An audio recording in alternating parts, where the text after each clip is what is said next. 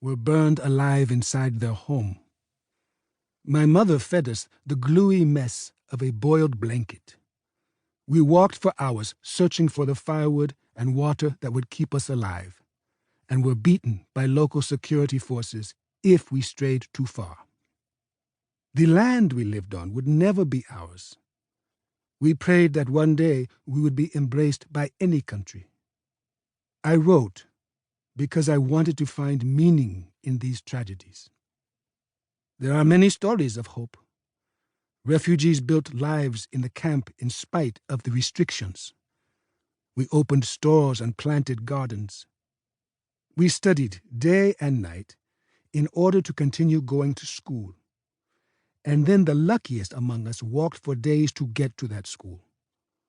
We had weddings and graduations, festivals in which we sang the songs of our Bagogwe heritage.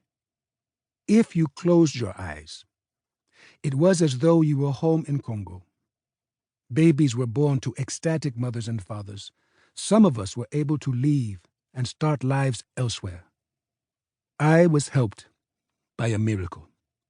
For many, just enduring Jihembe is a triumph worth telling over and over. I wrote to feel connected to the tens of millions of refugees searching the world for a home. Sometimes we heard stories about them on our radio. Refugees were fleeing from the Middle East, Central America, and East Africa. A refugee crisis, the reporters called it. In so many ways, their lives were exotic to me.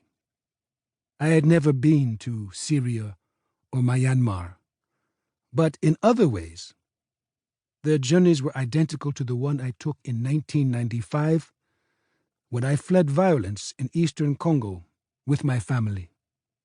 By writing about what came after that flight, after the gates to a refugee camp close and the journalists leave, I hoped to remind the world that the refugee story doesn't end once they arrive in the camp. I hoped that none of these new refugees would be forgotten as we were for decades. Forever refugees lost in a permanent impermanence. I wrote because I wanted to remember.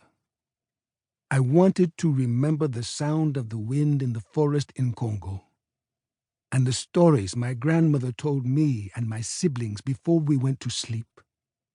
I worried that unless I wrote them down, I might forget my friends Celestin and Patrick, who died in the massacres in Mudende refugee camp, or my parents' friend Alphonse, who rescued me from a life with the Congolese rebels. My mother's traditional Bagogwe dress, which she wore only on special occasions. My father's laugh as he sat around the fire with friends, even the groan of one of our cows giving birth on a pasture in Congo. These are all remembered in these pages. But trauma makes a joke out of memory. I fled my home village when I was 3 years old, and not all of my memories of that time are my own. Much of what I remember was told to me by my parents and older siblings, or my friends, or absorbed through things I read or heard on the radio. Some are impressions. I tried my best to translate into language. Like a wild dog gnawing at a piece of meat, trauma can destroy our understanding of time. When my father appeared at our door in Bikenke, my home village in Congo, with blood running down his face, that was just a single moment in my life. And yet I remember it as though my father stood unmoving in the doorway, bleeding slowly, for hours or even days before we started running. Sometimes I think he still stands there, wounded, telling us our village is being attacked.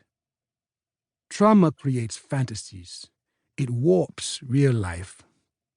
I cannot say truthfully that after he died, my uncle begged his killers for answers as to why they killed him.